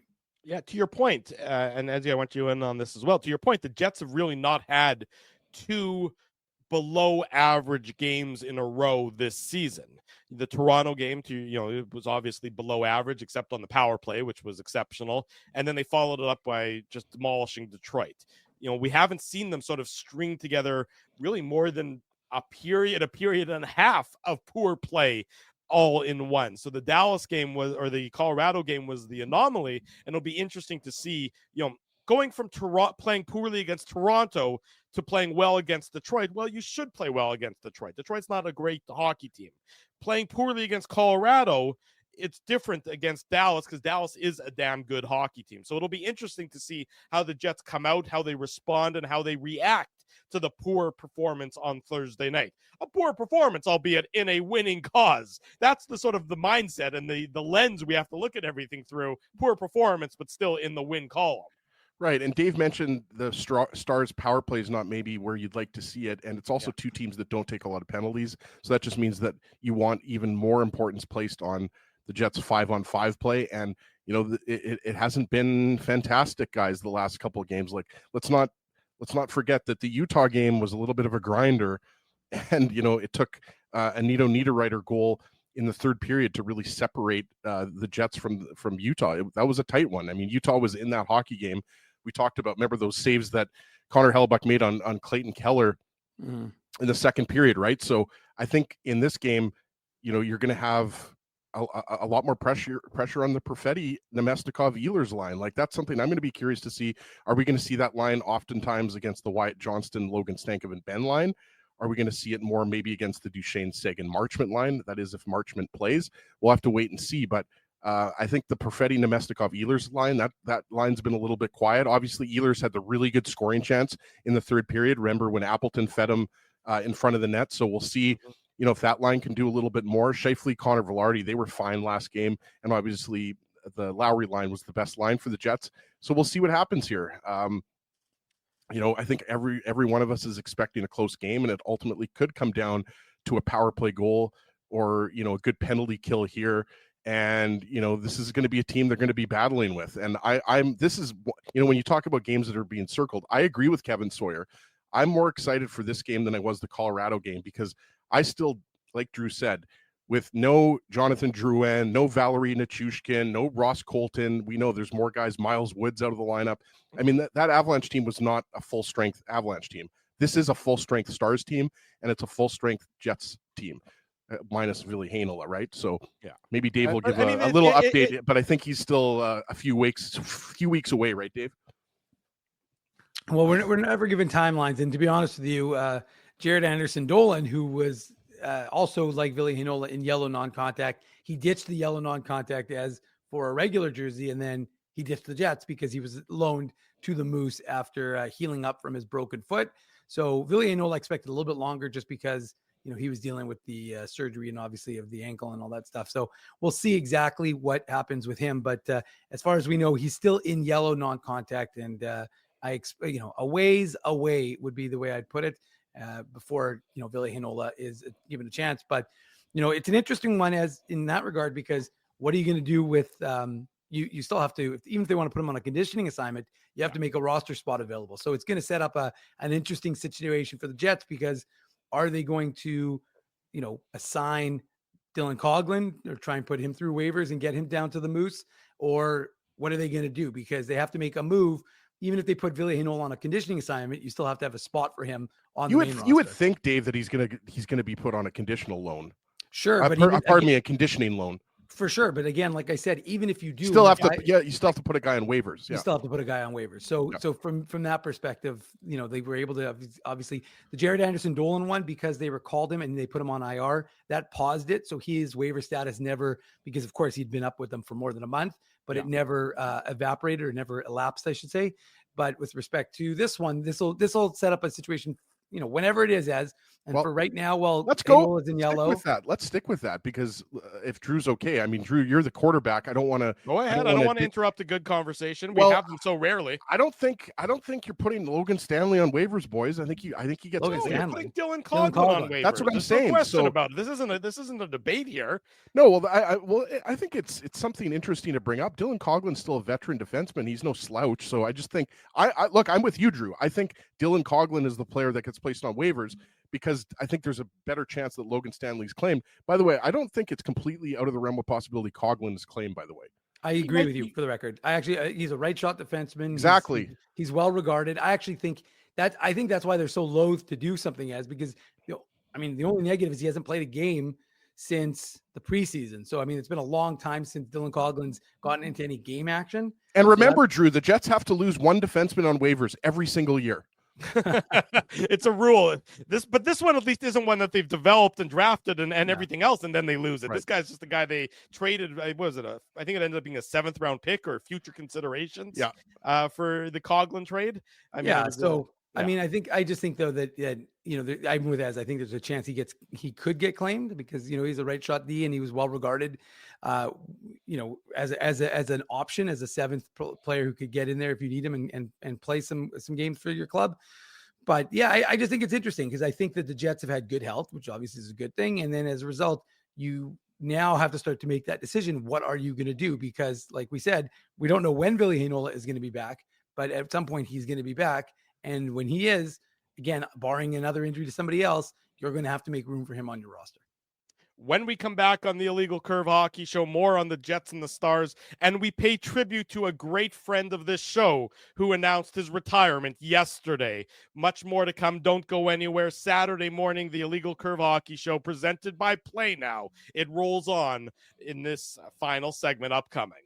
10 minutes before the top of the hour, welcome back to the Illegal Curve Hockey Show. Reminder, of course, after the Jets and the Stars, Dave M. and yours truly will be here for the Illegal Curve post-game show. We're giving Ezzy the afternoon off. He's worked hard as of late, so he gets an afternoon for himself. For the record, I'm not doing the game because I will be parenting. I won't be able to watch the game, so I'm going to be with my kids. Otherwise, okay. I would be doing the show. We know.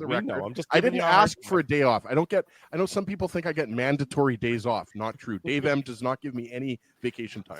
Yeah, no, this is as he gets mandatory minimum sentences is what he gets. He doesn't get mandatory days off.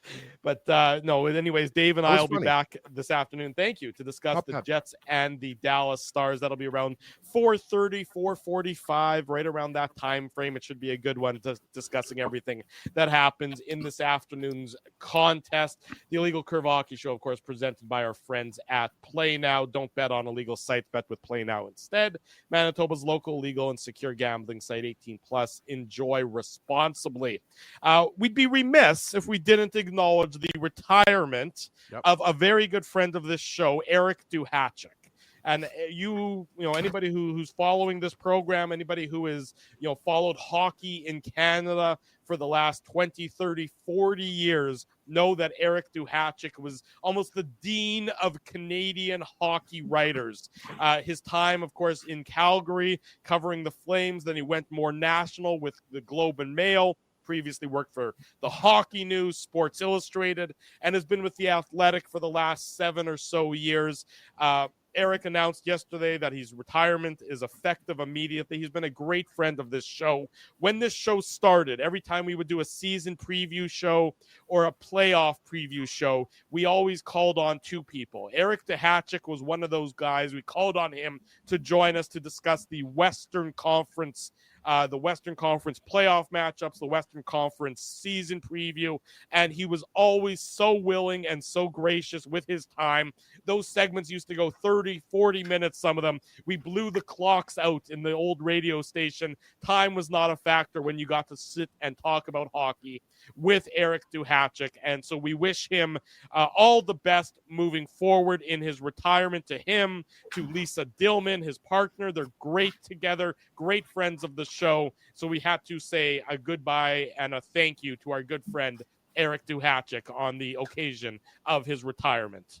Absolutely. And I'll echo your thoughts, Drew. I mean, long before we did this show, we were fans of Eric Duhatschek's work. Everybody remembers him, seeing him back in the day on Hockey Night in Canada, right? But like, there's he was on the hot stove. Absolutely. With Al Strachan, right? Bring back the old days. But if you were wondering just how long Eric Duhatschek was in journalism, by the way, if you're an Athletic subscriber, or if you'd like to subscribe to the Athletic to read this, he had a great final article, and he talks about when he entered journalism, they wrote on typewriters. So that shows you how long Eric Duhatschek has been in journalism. But yeah, I just picking up on what Drew said, fantastic career. He's obviously already in the Hockey Hall of Fame. Kevin Allen was the other person who we used to have on to cover the Eastern Conference. I'm not sure if you mentioned that, Drew. I didn't, but yes, it was, of course, Kevin Allen on the East. Yeah. He was the writer for USA Today for so long, based in Michigan, and then it was Eric Duhatschek on the West to discuss the Western Conference playoffs and the Western Conference season. And the thing, as you guys know, is before we were on TSN 1290 radio, we were on Red River Radio, and those guys would give us their time and join us and talk hockey with us. So for us at that time, it was long before we established ourselves as whatever we are right now. But those guys used to always give us their time for the season preview show, and they were a big part of every season. So Eric, great career, and obviously, well-deserved retirement. And if you have a chance to check out that article in The Athletic that he wrote kind of as a farewell, it's definitely worth your time. And I can see all of you funny chatters talking about, when am I retiring? Well, the answer is never. I'm going to haunt your dreams for years to come, even if this show isn't broadcast. Every time you say Mindell, Mindell, Mindell in the mirror, it's going to be like Beetlejuice, and I'm just going to appear and haunt you at all times. And Kenny, that is funny. First, my eyesight, but it's true. My eyesight went when I was about 8 years old. I'm actually completely blind without these glasses. I cannot see a thing. I would be legally blind without them, and then my hairline, but of course the mustache stays strong. That's the important part as we keep rolling. Drew, you've been half retired for like 15 years. Yeah. I wish. Not a chance. I can't get away from you guys. That's the key of the matter. As I mentioned, the post-game show, that'll be 4:45 this afternoon. The Jets and the Dallas Stars, and then of course the Bombers and the Riders at the day, filled with green opponents that will hopefully be green with envy at the end of it all, with the results that hopefully will occur, particularly that of the Winnipeg Blue Bombers. Dave, I'm sure you got some prospect stuff for us quickly. You want to run through it before we wrap up? Well, if you insist, I'll take a little run at it, if you will. I'll be quick though. But don't press the button, Ezra. Put on your antlers. It's time for the Minute Moose Minute on the Illegal Curve Hockey Show. I said don't press the button. It's not a Minute Moose Minute. I'm wearing the same outfit as I did in that bumper. But anyways, not a ton doing, but some OHL news. Colby Barlow, he had a goal for Oshawa, so he continues to heat up. Kieran Walton, the 2024 sixth rounder, he had a goal for Sudbury. And let me tell you, he's actually, he's a big boy at 6'6", but his points per game as he are up to 1.25 from 0.66, and he's got 6 points in his last 7 games. He's a prospect that a lot of folks are enjoying watching in Sudbury. And of course, Kevin, he is him. He had a goal and assist for Niagara, and he continues to produce. He's 7th in the OHL points race, and he's actually 1st when it comes to shots in the season. He's got 86, and I know Drew enjoys it when I talk about how many shots a player has. And then over to the WHL, Braden Yager, he, 2023 first rounder, had a goal and an assist for Moose Jaw. He just continues to produce. And even though his points per game is slightly below what it was last year, worth noting that Moose Jaw is a much weaker team with the graduations they had this year. So the Warriors are not quite the same team. We'll see if Yager gets traded to a contender for a boatload of picks for Moose Jaw. But that's your update. And then a couple other guys were in action and didn't get anything in Jacob Julian for London, and of course Zach Naring for Western Michigan. But another day, Saturday night, we'll have more action, more prospects will be in action, as he may be Marcus Lupinen. I don't know if Victoria is playing, but we'll find out. And if he is, always in the notes on the morning papers, and of course on one of these broadcasts, we'll try and bring you guys an update. And of course, the Moose will have all the coverage of the Moose game. They're playing at 7:00 in Texas. So, one of these days, boys, I will get whether it's the Wild and the Jets and Moose, or it's the Stars and the Jets and the Moose, we'll get an afternoon game for the Moose in Winnipeg, and then it's followed by a night Jets and Stars game or Jets and Wild game in the evening. So we'll see if we can eventually get one of those, wrangle up one of those. You're talking about a double header within the same arena. Is that your lifelong dream? Is that what? Well, it is. Is that what you're excited for? I mean, I would wake up. I'd sleep in the press box, and I would just wake up and I'd spend the whole day. It'd be my, people talk about Halloween, Christmas, whatever you want to call it. That'd be like the dream. But I suspect the only way I'm going to get something like that is if the Jets are in like a Heritage Classic or some sort of outdoor tournament where you can see both teams playing over the course of a weekend. Drew, you know what I'm excited for? I'm not sure if this is an invite, but I'm excited that Interim's got hot dogs and Smokies ready in 5. So I have to find out. I'll probably maybe send him a DM, find out what area of the city he's in, and I'll bring my mustard. That's nice of you. You're going to supply your own mustard. That's considerate. Some people might bring beer. Some people might bring, alcohol. You're just going to bring a big jar of mustard is what you're going to. It is 11 in the morning, so I'm not going to crack open beer. I usually wait till 11:30 in the morning to crack open my beer. Is it a Dijon? Is there a granular mustard you're bringing, or is it just going to be your standard sort of yellow mustard? Yeah, I would bring the French's and then maybe bring a Dijon mustard. I mean, I don't want to seem to be too bourgeoisie. I'm usually just you're literally in a basement that doesn't have drywall on the walls. I don't think that anybody's thought of that you're being too bourgeoisie. I got to tell you, that hasn't come to mind. Maybe a little less proletariat is what we could use from you in this case. Proletariat? What is this, first year sociology at University of Winnipeg, Drew? You're the one saying the bourgeoisie. The proletariat and the bourgeoisie go hand in hand together. Yeah, you're the bourgeoisie, Drew. Thank you very much, because I have drywall. That's it. We can't beat a bourgeoisie proletariat fight to wrap up this Saturday edition of the Illegal Curve Hockey Show. Drew Mandel, Dave Minuk, Ezra Ginsburg, thank you for joining us. We also thank Mike Heika and Kevin Sawyer for joining us. If you haven't already done so, smash the like button, subscribe to the YouTube channel, subscribe to the podcast, and tell us everything you think about this show. Reminder, the merchandise store is open for the next week and 1 day. That's 8 days in total. IllegalCurve.com. Click on merch at the top of the page. Get yourself some Illegal Curve gear before the Christmas season comes. Big thanks to our friends at Play Now for their title sponsorship of the show. In addition, all of our friends at Rumors Restaurant and Comedy Club, Holt Dental, Boston Pizza, City Place, and Seagram's support these fine businesses because of their continued support of Illegal Curve Hockey. We'll be back after the Jets and the Stars for the Illegal Curve postgame show right around 4:30, 4:45 thereabouts. Be sure to come back and join us then. Until then, thanks everyone for joining us on this Saturday morning. Have a great one. For Dave Minuk, for Ezra Ginsburg, I'm your host, Drew Bell. If it's Saturday, it's the Illegal Curve Hockey Show. Thanks for listening to this broadcast from Illegal Curve Hockey. For more great Illegal Curve content, subscribe to the Illegal Curve YouTube channel, follow at Illegal Curve on Twitter, Facebook, and Instagram, and visit your online home for hockey in Winnipeg, illegalcurve.com.